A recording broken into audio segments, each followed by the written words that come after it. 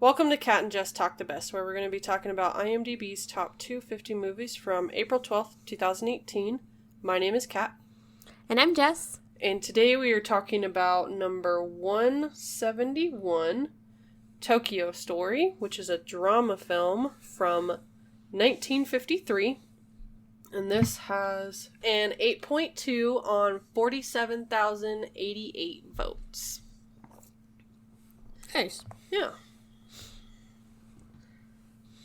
So, the mystery line that we are revealing today is the line from The Bandit.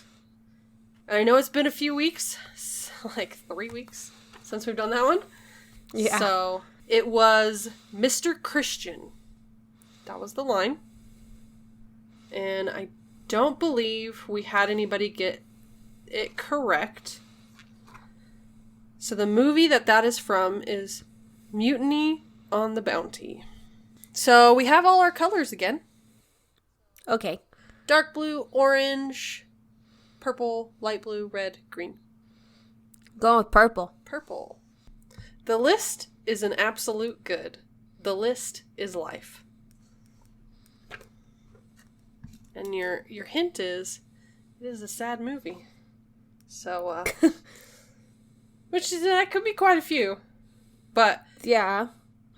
Your other hint is, it's a movie that actually makes me sad. So that narrows it down a little bit. A little bit. So, make sure you take your guesses on that. It will be revealed in Cool Hand Luke. Yeah. So, the spoiler-free synopsis for this Tokyo Story. The elderly Shukishi and his wife, Tomi, take the long journey from their small seaside village to visit their adult children in Tokyo. Their elder son, Koichi, a doctor, and their daughter, Shige, a hairdresser, don't have much time to spend with their aged parents, and so it falls to Noriko, the widow of their younger son, who was killed in the war, to keep her in-laws company. Yeah, pretty much. Okay, so I'm gonna butcher these names too. I just butchered the ones in the synopsis.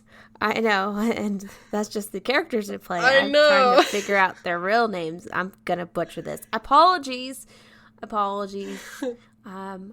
Japanese is not my strong point here. So this is directed by Yashiro, I don't know, Ozu. He directed movies like Young Lady, Good Morning, and Early Summer.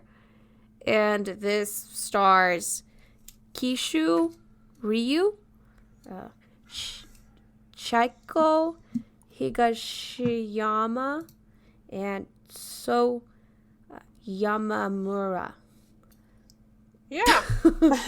I tried. That's it. I tried, faithful. That's a good try. I think that's pretty close, I guess. I don't know. So I don't believe we've had any of these actors before, seeing as how it's 1953 and Japanese, because we've only had 2 other Japanese films. So and they're both Studio Ghibli's. Well, one Studio Ghibli, the other one was something different. Akira, so. Yeah. And that one we didn't even watch in Japanese, we watched it in English, so. Both of them, actually, in English. Did we watch them both in English? Yeah. Yeah, we did watch Nausicaa in English. Yeah. So, the ratings for this one. On IMDb, 25.9% of users rated this at an 8. And then I think it was really close to the same amount rated it as out of 10. Let me look real quick. Yeah, 25% rated it out of 10. So it's literally less than 500 votes difference of how many rated it at 8 and how many rated it at 10. It was pretty crazy. Yeah. There aren't enough reviews on Metacritic for it to have a rating. And then On Rotten Tomatoes, it has 100% on 43 critical reviews. So 2 of the fresh. Wally Hammond. This remains one of the most approachable and moving of all cinema's masterpieces.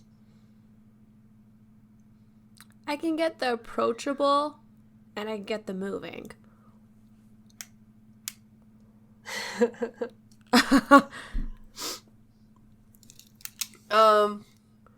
Yeah. But I mean, because I did listen to, because sometimes I listen to another podcast that's about movies, and they were like talking about this movie, and like listening to them talk about it, I can almost understand the masterpieces. But in like my personal opinion, I can't understand it. So, but that's just me. So, Peter Bradshaw, the already towering reputation of this film and its directors continues only to grow. I don't know what that's supposed to mean. I guess that people should know this movie. Okay, yeah, I guess. I didn't know it until this list. Yeah, I was gonna say, literally anyone and everyone that I've ever talked to about this movie, they're like, I don't know what you're talking about. Like, well, get on it then. So yeah, and there's no rotten ones because of course this was at 100%. So, the consensus, Tokyo Story is a Yasujiro Ozu masterpiece whose rewarding complexity has lost none of its power more than half a century on. Oh yeah, I guess I can agree with most of that. Yeah, I can. I mean, it's a very emotional movie, but... I'll tell what I think about it in a bit. So, the money... I couldn't really find anything other than what it made internationally. It made $40,405. So that's all of that. So, awards. This only had 3 awards that it won. It won a British Film Institute Award, the Sutherland Trophy, Mainichi Film Concours. It won Best Supporting Actress for the daughter-in-law. Yeah. She won that. And then the Online Film and Television Association. This is in the Hall of Fame. Got in the Hall of Fame in 2007. So it's pretty big. We were talking about that. And what do we think? Like 10 years? It has to be 10 years old to get in there. Which, I mean, this is I think so. Way over 10 years old, but still. Yeah, I mean, 53? It's at least 50 plus years already. Yeah, it's almost 70 years old. Yep. It's just pretty long time for a movie. Especially to still be on the list, 70 years old. It's a pretty good feat there. I mean, obviously we have had older ones. But, so, initial thoughts. Do you want me to go first, or do you want to go first? I'll go first so I can restrain myself. So I didn't know anything going into this. I didn't. Other than me texting you. Yeah, Kat was like, it's slow. Just prepare yourself. I'm like, okay, I don't mind. It's 2 hours. Yeah, and then you texted me after you started watching it, but I fell asleep, so I didn't see your text message till the morning, and I was like, oh. Yeah, I was like, thanks, Kat. So the only thing I got, it was that you said it was slow. I'm like, okay, so I prepared myself for that. I can see why this is on the list. I can. This kind of it irritated me, just the story-wise, because it reminded me of certain people. And because it's ends 2 elderly people, like a grandparents, and their kids, like, don't give a shit about them. It's that plain and simple. Yeah. That's what it says in the synopsis. And I was just so irritated about all of that. As like, because it's someone who does not have their grandparents anymore. It irked me to see it on screen, how people are treating them. So I was just irritated. Yeah. With just how the story was. So it drew an emotion from me, which I guess is a good thing. Well, this one, it's not really grandparents. I mean, there are the two little kids, but, I mean, this is mostly, like, a story about kids to their parents. Oh, and that's what I was going at, too. Yeah. Because, I'll say it, I have some aunt and an uncle who will not be named, who acted just like this. They know who they are. And they are just, I'll say it, they're assholes. And it just seeing it on screen, I was like, okay, so it's not just over here, it's everywhere. Yeah, I feel like it's a very common thing for people to just, like, grow up and kind of forget their parents, which is not a good thing. It's not, and it just, like, irritated me, so I was like, okay, well, you got that out of me. I'll give you that. I really liked, like, the mom. The grandma figure. Oh, yeah, I liked her a lot. Her. She was so awesome. I will admit, I liked her a lot in this. And the dad just going, yes. Yeah. I loved him too. He was great. The two older people were great. And it just, yeah, I can see why this is on the list. I can. I'm just trying to restrain myself. So I was like, that's all I'm going to say. Yeah. So for me, like, I texted you and I told you, I was like, this is really slow. And it really was, and I had a hard time not being distracted. Like, I was playing on my phone, I was looking at my books, I was very distracted. But it's because of how slow, like, it's not just the story is slow. Like, literally everything is slow. The way they talk, the way the camera shots are, like, even when it, like, zooms in on something, it's super slow, and I'm just like, oh my god. This whole entire movie was just so slow. And, I mean, it wasn't a terrible movie. It just needed something a little bit more to, like, grab my attention. And I feel like these... Because that was kind of like the same problem with Before Sunset, like the Before trilogy. And I feel like it was just the fact that it's more just kind of like real life type thing. Like, this is a real life type scenario. And I feel like I like the more fantastical things, like, stuff like that, no, this can't necessarily happen, but there's a possibility it can happen, whereas this is something that happens in the everyday. Like, literally every day, people are like, oh, I'm an adult now, I don't really have to care about my parents anymore. Or, I'm too busy for my parents, or something like that. So I feel like, for me, these, like, real-life scenarios are just hard for me to get invested into. And that's understandable. Yeah. And no, I didn't feel like I wasted my time watching this, even though it was super slow and I was getting distracted. Like, I am happy that I watched it, and I do feel like it's a really well done movie. It's just, it was super slow for me, and it didn't have anything to, like, grab my attention until the end. So, like, the last 30 minutes, I was like, actually slightly interested in it. So it's like, yeah, I will say this, it brought back some memories for me, so I'll say that.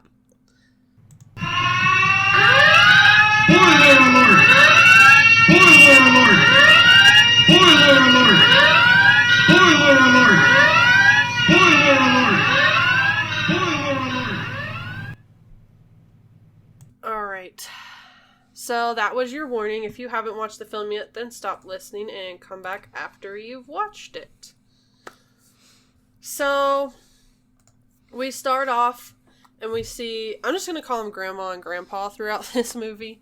That's like, what I did too. That's literally like, I had no idea what anybody's name was except for the daughter-in-law, Noriko.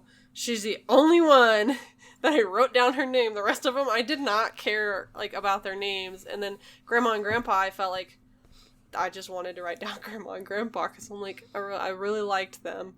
They were awesome. I loved Grandpa. His, like, responses are always, yeah. It's just always, yeah. And then he'd just sit there with a smile on his face. I was like, man, I was like, probably the emotional connection got there. It did that one reminded me of my grandpa. It did. I really liked the grandparents. I was like, you remind me of my grandparents. This makes me sad. I really liked the grandparents. They were good. They were well done. It's like the best part. Yeah. Well, I feel like that's a good thing though. Is like they right off the bat give us characters that we liked. So we start off and they are in a small town in their little house.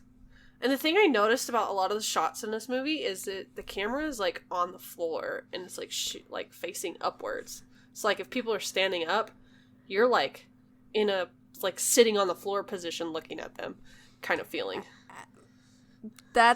I'll say that. It's part of the trivia, but I'll say it now. That's a director thing. Yeah, I figured it was. That's his trademark. Okay. But yeah, so they're getting ready. They're going to go to Tokyo. And visit their children. Yep. Except for their youngest daughter. She lives with them. And she brings them their lunches and then goes to work. Or she lives near them. She doesn't live with them, I think. She lives just near them. But she, like, brought them lunch. And then went to work. I'm like, okay. It's nice of her. Yeah, it was very nice. I feel like she's the only one that actually cares about them. Yeah, I would agree with that. And she's like, okay, I'm gonna go. I'm sorry I can't, like, see you off at the train and everything. Yeah.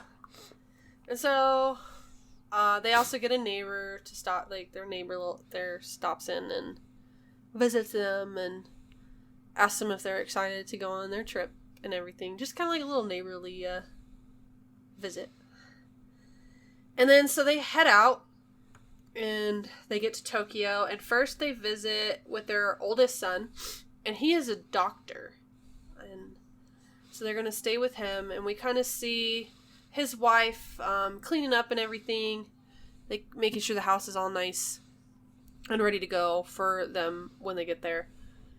And her oldest son shows up, and he's like throwing a fit because mom moved his desk. And I'm like, it's like, God forbid you move your desk for your freaking grandparents. Yeah, I'm like, what a little shit. Like, he does not even care. And she's like, you don't even study anyways. Yeah, and then he's like, well, I was gonna study. I'm it's like, yeah, okay, yeah, now you're gonna start. Okay, sure. Yeah. I'm like, I don't believe that one bit, but okay. But yeah, he throws a fit a lot in this movie. And he's a little annoying. He's a little shithead, that's what I would say. Yeah, he is. And then the younger one, he just kind of runs around and plays all the time. Like, he doesn't really care about anything. He copies older brother. Like, if older brother throws a fit, he's going to throw a fit. Yeah. Well, and that's what little younger siblings do, is they tend to copy. Usually. But yeah. So, Grandma and Grandpa get there. And they're just kind of talking and, like, trying to introduce themselves to the grandkids. But, I mean, the oldest one, he doesn't remember them because the last time that they were there, he was probably, like, super, super little. And then the youngest one obviously doesn't remember them at all because he was probably not even born the last time that they had visited. So,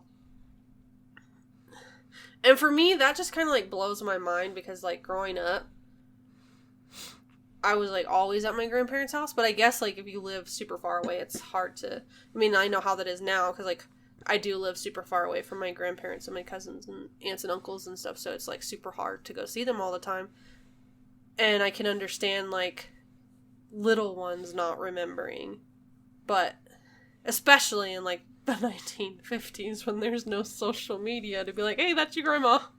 Yeah. Hey, that's your grandpa. Yeah, I live right near my grandparents, too. Both sets, so I was lucky there. I'll say that. Yeah.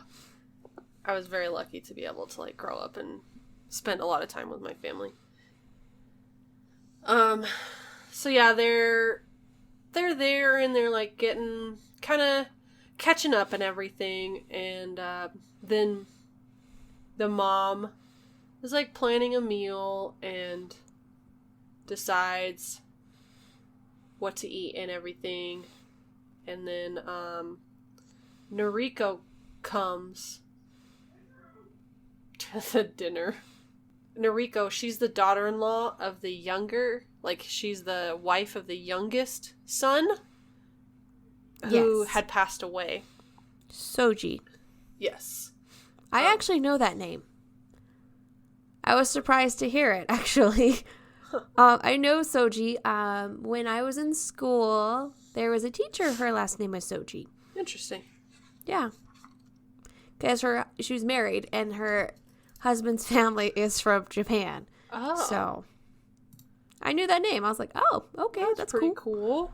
Yeah, it was a nice connection there. Yeah. But yeah, so Noriko shows up, and she's got a little dish to have dinner, like a side dish or something. You know, kind of like a potluck when you have potlucks with your family, that type thing. And they kind of all catch up and everything. Annoying older grandson does some of his homework because he has to prove mom wrong, so he does some of his homework. And it's English homework too. Yeah, on English. Yeah, because I remember you saying that there's some of this in English, and then this popped up, and it was like the only part that was in English, and I'm like, oh, I don't think that counts, but okay. It's like he's learning English. Yeah. So I guess that counts. I guess. Tiny bit. Whatever. But yeah. After dinner, they just kind of all relax and everything. Oh yeah, I forgot the older sister, Shige? Something like that. She came to the dinner too. Call her S if you want. Yeah. I'll just call her older sister. Older sister. I like that. Because we've got older brother, older sister, and then little brother, but little brother is dead. And then little sister is back in the little town. So. And they have middle brother, too. We can call him that. Yeah, middle brother. Okay. We got this. Yeah, because those names are real difficult. Except for Noriko. She's like the only one that I'm like, I'm pretty sure I know how to pronounce that. Yeah, same here. I'm like, I got your name. You good. But yeah, so Noriko and older sister leave. And then, like, after they have their little chat after dinner and everything, then they leave. And then Grandma and Grandpa go upstairs, and they're gonna go to bed, but they're, like, sitting and talking about older brother's job and, like, his career and everything. And they were thinking, they're like, well, he's a doctor. How come he's not, like, you know, like a big, famous, rich doctor and everything? He's just a neighborhood doctor. Yeah. So they're, like, a little puzzled about that. Yeah. But then, so, we find out, I guess the like next day or something, that the older sister, she works at Ula beauty parlor, so she's like runs a hair salon type thing. And she's like talking to her husband and telling him, you know, you don't have to see my parents. Like, it's just, I'll go see them when I see them, and you don't have to. And I'm like, well, that's kind of rude. Like, what if your parents want to see him? Like, that's, he invited, like, you're married into his family, he married into your family, like, you can't just not see them. I feel like that's rude. Exactly. I feel like that's, like, really rude. Well, she's not a very nice person now, is she? Yeah, that's true. She's not. She's not. This yeah. one that reminds me of Aunt. Yeah. But, so then back at older brother's house where Grandma and Grandpa are staying, they're preparing to go on a little trip to a department store. And I'm just kind of like, in my head, equating this to, like, going to the mall or something. That's what I was thinking, too. Like, because we don't really have department stores anymore. Like, most of them are either a lot smaller than they used to be, or are no longer around. Yeah. Like Sears and Macy's, we still do have those, but they're way smaller than they used to be. Completely. I mean, they take up whole buildings at some points. Yeah. Like, in, like, New York, I mean, like, the old Macy's had, like, several floors to it. Yeah. So, yeah, they were gonna go to the department store and everything, but older brother gets a call, or, like, somebody comes and tells him that there's a sick boy or a sick child that he has to go take care of, And so he's like, well, we got to cancel the trip. We'll just go next week. And the boys are upset, so they start throwing fits and everything. The older grandson has a huge tantrum. And then so younger grandson goes on a walk with grandma, which I think is kind of nice. But like on the walk, grandma has kind of a hard time connecting with him. Like he just doesn't really, like he's fine that he's out there with her, but he doesn't really want anything to do with her. And I can kind of understand like this being the first time that he's really seen her, and she's like trying to connect with him and everything. Like I have that same problem when I'm at work and we get a new kid at the YMCA. It's like you try and figure out how to connect with them, but sometimes they just don't want to. Like it takes time for kids to warm up to people sometimes. So I can understand that a little bit because he's maybe like 5 or 6. I was like, I can attest to what you just said too. Yeah, it's hard for little kids to open up. So I felt like that was really well done. I guess later, next week or something like that, Grandma and Grandpa go visit their second child, which is, that's older sister, right? Yes, the one I don't like. And so they're visiting her, and they're upstairs resting at her house when her husband shows up, and he's got like these expensive cakes or something, and she gets all mad at him because he bought these expensive cakes for her parents, and she's like, you could have just bought them crackers and they would have been fine. I'm like, that's kind of, that's rude. See? You see why I don't like this woman? Yeah. I was like, I swear to God, if I could reach through a screen and smack somebody, I would have. But then her and her husband end up eating the cakes and don't give any to the grandma and grandpa. And I'm like, that's so rude. That is so rude. But so they're like, grandma and grandpa are staying with older sister for a while, and she just like does not make any time with. She makes no effort to make the time. Yeah, it's just plain and simple. Because she doesn't give two shits. Yeah. So she calls Noriko and says, hey, you need to take the next day, like you need to take some days off so that you can show grandma and grandpa around Tokyo. As like, which irked me. I'm like, okay, so you can't make time for them, but they're your own parents. Yeah. And you get your sister-in-law to do it. You make her take time off, but you won't do it yourself. Yeah. I'm like, seriously, I just want to smack this woman. Yeah. And so Noriko, she goes to her boss. She's like, hey, can I have tomorrow off? And he's just like, yeah, whatever. I'm like, I wish it was that easy. He's like, you're going to finish that stuff, though, first, right? She's like, yeah. But pretty much he's like, yeah, whatever. He doesn't care as long as she gets the work she's working on done. That's it. But so they take a little tour. Like, they get on a little tour bus. And it's like the next day, I guess. And they go see a bunch of... They see the Imperial Palace and see all kinds of things in Tokyo.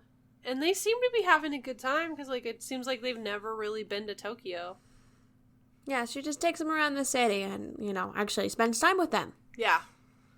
And then they go to her little apartment and they see that she still has a picture of their son, which is her husband who died in the war 8 years ago. And if I'm remembering correctly, that's World War II based on, like, the timeline and everything. Yeah. So, it's like, yeah, that's World War II. Yeah. Because I was like, 1953, yeah, 8 years, that'd be, yeah. But Noriko keeps having to go over to her neighbor to borrow things because she doesn't have, like, any, sake, and she doesn't have, like, enough bowls or anything to, like, feed them and stuff. So she keeps going over to borrow stuff from the neighbor and then comes back and she's She's like super... She seems really cheerful, but also sad at the same time. Yes, that's what I got too. Like, you can see the smile on her face, and she's, like, putting on a good show, but you can tell that she's sad. So, because I think even at one point she says something about, like, dying. And I'm like, yeah. That's kind of, creepy a little bit. But Grandma and Grandpa are, like, super happy that she's spending time with them. Older daughter decides that she's going to... She plans with, oldest son, older brother, I guess, they decide to send Grandma and Grandpa to a hot springs, like a little resort thing. Yeah. Just to, like, get them out of the way. Because they're too busy. Pretty much. I mean, like, and they go to the resort, and they're like, oh, this is nice and everything. Yeah. You know? Kind of peaceful, but, like, at night, like, it's crazy loud. Yep. They can't sleep. Yep. So, they decide to go back to whichever kid they were staying with at that point, and decide that they want to go home. But older daughter decides, she's, like, trying to convince them to stay in town just a little bit longer, but not with her because she has a party to go to. So I'm like, oh my god. And so she tries to convince them to go stay at Noriko's apartment, but they know that there's not a lot of room there, so like, well, we can't stay there. So they decide Grandma's gonna go stay with Noriko, and Grandpa's gonna go visit an old friend.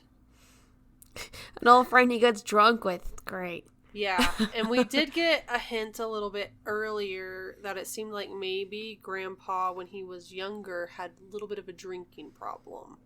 With the sake. Yeah, and so he goes out, and he's out drinking with some of his friends, and they talk about their kids and just, like, all kinds of everything. And eventually they just get so drunk that they get in trouble.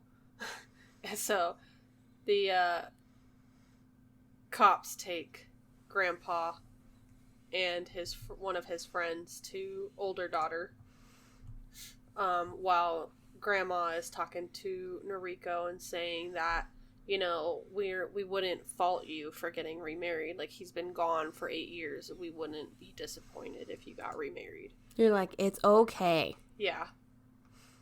And Noriko, like, kind of denies that she still thinks of their son. But, I mean, it's kind of obvious. Like, she seems so sad, and she's got the picture of him, and she hasn't remarried, and she's, like, saying that she loves how, like, she likes being the way she is, she likes living the way she is, but then she, like, lies awake all night thinking about it. So it's like, she really isn't that happy. Yeah. But so then when Grandma and Grandpa are back together, they decide they're gonna go home and everything. And so they're sitting at the train station, and Grandma and Grandpa are talking about their visit and how good their children, like, talking about how good their visit was and stuff like that. And I'm like, I guess that's one way to look at it. Just, like, convince yourself it was a good visit, and then you'll think it was. So I'm just like, that's... Like, they're like, and if anything bad happens to us, you know, it's okay. You don't need to come visit. I'm like, are you kidding? Yeah. Really? So they stop on their way home to visit their youngest son, who lives in Osaka. Yeah. And he works for the railroad company. So they stop and visit him because Grandma got sick on the way back. So they stop and stay with him for the night and everything. And then they head back the next morning, like, go all the way back to their little town and everything. And so we get back, and Grandma's, like, super sick. Yeah. And I liked this little invention they had that holds the ice pack. just above the head, to where it's like, just, I love that little invention. I was like, that's so good. He's cute. Like, I love that. What is it? The youngest daughter, she'd send telegrams to everybody like, hey, she's really sick. You should probably get over here. Yeah. And the older sister and the oldest son are talking like, well, should we bring some morning clothes? Yeah. Like, all right, that's pretty morbid, but I guess to be safe. Yeah. On the safe side there. And then the youngest son arrives too late because grandma does die. Yes, early in the morning. Yeah. And he's like, well, I could have taken an earlier train. I just didn't. So he's like very regretful now that he didn't. Because he didn't get to see his mom one more time. But so then they're like super ungrateful about their parents and stuff. And older sister, she's like, well, I wish that it was him that died instead of her, because now he's going to be super lonely. I'm like, you forget that your youngest sister is there. She still lives very close and can like visit him and actually seems to care about your parents. And then it also seems like their neighbor is super good friends with them. So I'm like, he's not going to be entirely lonely. No. So that's really like rude to say. Like, oh, I wish it was him instead of her. And she's also asking the younger sister, hey, can I have mom's stuff, pretty much. Yeah. She's I'm like, are you freaking kidding me? Like the younger sister, after they leave, she's so pissed. Yeah. She's like, how dare they be so ungrateful and rude? Yeah. And Dad just kind of, like, Grandpa just kind of, he just sits there listening to them and everything, and just, like, there's one point he gets up and, like, leaves the room, and I'm like, oh God, what is he gonna go do? But then he comes back. I don't know what he did, but he comes back. And then the older siblings all decide to leave and everything. Noriko stays for a little while, like, I don't know, maybe a few days afterwards. And she's talking to Grandpa, and he's still, like, he's urging her, just like, he's like, please, just, I promise you, get remarried. We're not going to be mad, or I'm not going to be mad about it and everything. And so you can tell that she's kind of, like, thinking about it and everything. But she even has to go. She has to get back to work and everything. And so she leaves as well. And then Grandpa just kind of starts his life without his wife. Yep. And that's pretty much that. Like, and there's that. Yeah. So it's like, it's such a short story, but it's such a long movie. It just kind of just drags a little. Yeah. It really does. So, the music for this was by Takenobu Saito. He lived from 1924 to 2004. He is known for The Moon Has Risen from 1955, Equinox Flower from 1958, The Eternal Breasts from 1955. And then the very first thing he ever worked on was this movie. It was Tokyo Story. Oh. Yeah. And I don't really remember the music from it, so, I mean, it's not really a good thing, not really a bad thing. Yeah, I don't remember it either. And I feel like part of it was maybe because it was super subtle and just kind of was hardly there. In the back. Yeah. So, I can't really speak to this very much. So, comparison. Not really anything that I know of to compare it to. I mean, I kind of did earlier when talking about, like, the real life situation, real life type scenario. Just with the fact that it's kind of that same style of movie as the Before trilogy with, like, the real life scenario type thing. But I mean, other than that, there's not really anything to compare it to. Yeah, that's true. So, trivia. I have some. So, because we talked about it, how it's everything just shot like it from, like, the floor. Yeah. It's really low. and everything, and it doesn't move really, like, at all. Yeah. So normally sets don't have ceilings. This one had to have ceilings built. Yeah, because they're sitting on the floor most of the time and recording. Or, like, shooting. So, that makes sense. I was like, that's because that doesn't happen very often, that, Yeah. sets have ceilings to them. Yeah. What was it? There's 2 more I want to talk about. So, this is, like, I was favoring, like, hey, love these, your parents, your grandparents, and everything like that. Really favors them, makes the kids look awful, because they are. So, the director actually was just like the youngest daughter. He's, like, never got married. He lived with his parents, his mom, for all of his life and everything. So I thought it was interesting. I'm like, so this is your movie, for sure. Yeah. And I thought this was another one. So the original negative was lost. Oh, yeah. Didn't it, like, burn in a fire or something like that? Yeah, in a fire. And so it had to be released using prints from a different copy of it. So it's like the same movie, but not the original one. Wasn't it, like, negatives or like a negative copy? Yes. Something like that. I remember hearing that somewhere. Yep. Oh, in the other movie podcast that I was talking about. Well, there you go. That's it. Okay. So, where it has been on the list before and where it is at now. So, 2010, 12, and 14, it was not on the list. It jumped up on the list in 2016.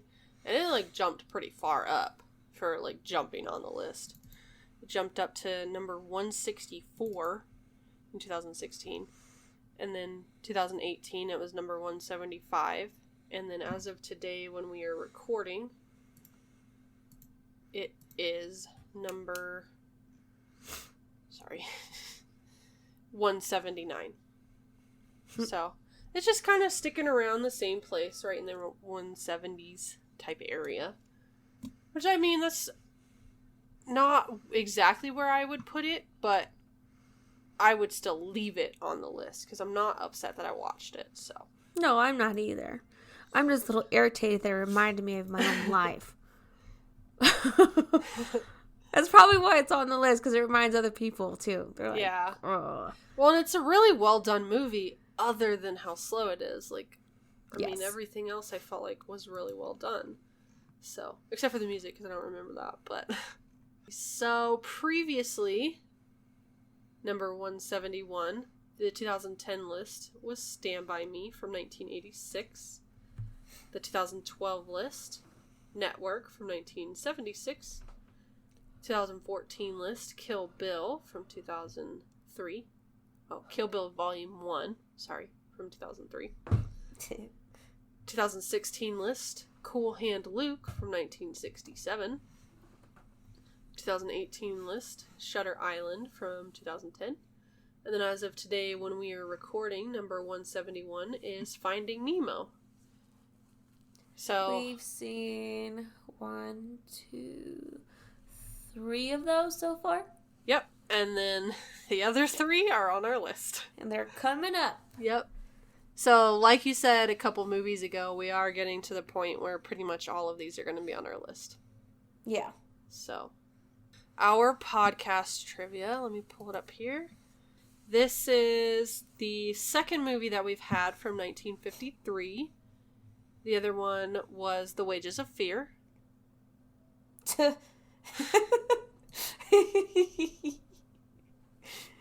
And then we kind of talked about it a little bit. This is the third movie that we've had in Japanese. Yes. The other 2, Akira and Nausicaa of the Valley of the Wind, even though we did watch those 2 in English, they were originally in Japanese.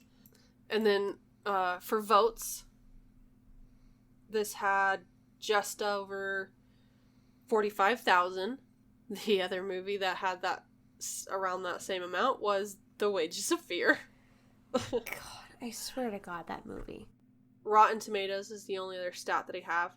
And there are 1, 2, 3, 4, 5, 6, 7, 8, 9, 10. 10 other movies that have 100% on Rotten Tomatoes that have been on our list so far. And we're about 50-50 with them. I listed them just a couple times ago because, or actually last week because Rebecca was one of the 100%. So I'm not going to list them again this time since we just did it last time. But once again, we were pretty much 50-50 on those. Yeah. I'll say that. Yeah. And then Metacritic, like I said, there weren't enough votes on that one. Or, like, reviews on it on Metacritic. So it doesn't have any rating on there. So, favorite line. I feel like this was a difficult one. For me, at least. I don't remember writing any down, so now I gotta go look. I have 5. Wait. Okay. 1, 2, 3, 4. 5. I have 5. Okay. I'll say mine, so you can look. Yeah. I'm glad I've lived to this day. The world has changed much.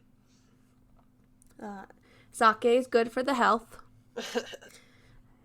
I would agree. I'm afraid we expect too much of our children.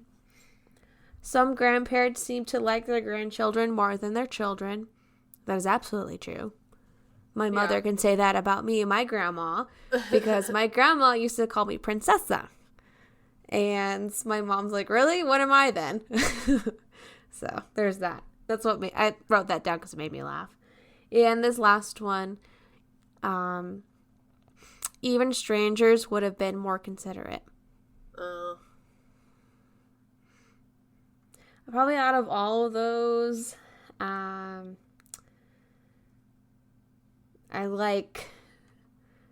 afraid we expect too much of our children, and some grandparents seem to like their grandchildren more than their children. Those are my 2 favorites. Okay. Let's just go with the, I'm afraid we expect too much of our children. Okay. Because I'm scrolling through them and I don't really see any that stand out too much for me. So, we'll go with that one. Okay. So, what is your rating? I'm giving this a 5. A lot of it is because it's really slow. Just pacing-wise. Yeah. I mean, I like the story. I like the acting. It's just, it fits with my 5s. And I'm trying not to go off on a rant. But it reminds me too much of my grandparents and my aunt and uncle. So I'm just like, that's what brought it down a bit for me too. Gotcha. I gotta think here for me. This one was really hard. Because, like, talking about it made me enjoy the movie more, but, like, watching it, I was bored, you know? Well, you know what I mean? Like, I enjoyed talking about it, and it made me realize, you know, I feel like it didn't waste my time after I watched it, and, like, now that I've talked about it, I feel like it wasn't really a waste of time, but, like, during the movie, I was like, I could be doing literally anything else right now, so this one is a hard one for me, like, because I don't want to rate it high, because, I mean, I didn't like it that much, but then I'm, like, looking at these other movies that are rated lower, and I'm like, well, I don't know where it fits. So I think I'm just going to give it a 5 as well. In the middle. Yeah, because I really didn't like it watching it, till the end when it gets, like, more interesting and something actually happens other than them just, like, talking. And talking really slow. Just really slow. They did talk slow, I'll say that. Yes. But us talking about it made me like it more and, like, understand it more. So I'll go ahead and give it a 5. Because my original, like, once I got done watching it, I was like, I'm gonna give this a 3. Like, I was just so bored. But after talking about it and everything, I'm like, there's some of my movies that I really, like, thought were lower than it. So that's what I'll go with, is a 5. So our next film is Kill Bill Volume 1. And that is from 2003. I believe that is our first Tarantino movie on the list. As far as I remember, I don't think we've talked about Tarantino yet, so I think that's his first movie that we have on the list. It's like he hasn't done very many films. That's why I'm looking. No. But I know we have a couple of his on our list. Like... Because we have Pulp Fiction, but that's, like, way up there. Is Reservoir Dogs is on there also, the list? I believe so. Because he's done Reservoir Dogs, Pulp Fiction, the Kill Bills. Yeah. Grindhouse, Inglourious Bastards, Django Unchained. Oh, Django Unchained, that's another one, because that's what I'm not looking forward to watching. And that's funny, because I am looking forward to watching that one. Nope. I am dreading it. I thought you were dreading Wolf on Wall Street. That one, too. I've seen that, and I hate that movie. Yeah, I think this is his first one, I believe. Okay. So, yeah. Kill Bill Volume 1 from 2003. Quentin Tarantino, our first one from him. And we will be talking about the second one. Since it's not on the list, we'll talk about it. So, make sure you check those out before next week. Because I do believe... Yeah, that should be out next week. Yeah. Yeah. So, our next event coming up... So crazy that one. It feels like they're back-to-back sometimes. Because we have to record them like that. Yeah, we do have to record them almost back-to-back. So our next event is our Disney event, and it will be out at the end of April. The two movies that I picked are Lilo and Stitch from 2002 and Oliver and Company from 1988. And I picked Mulan from 1998 and The Hunchback of Notre Dame from 1996. Yeah, so that'll be fun. And I think the order that we're going in on this one, that we're going to release them, is highest rating on IMDb to lowest rating on IMDb. So, because I try to change it up every time. Yeah. We are offering premium as well as Patreon. The links for those are in the show notes. So, if you would like to support us that way and get some extra perks, you can check those links out, and it'll tell you all the different levels and everything. And you can get started on that for just $1 a month.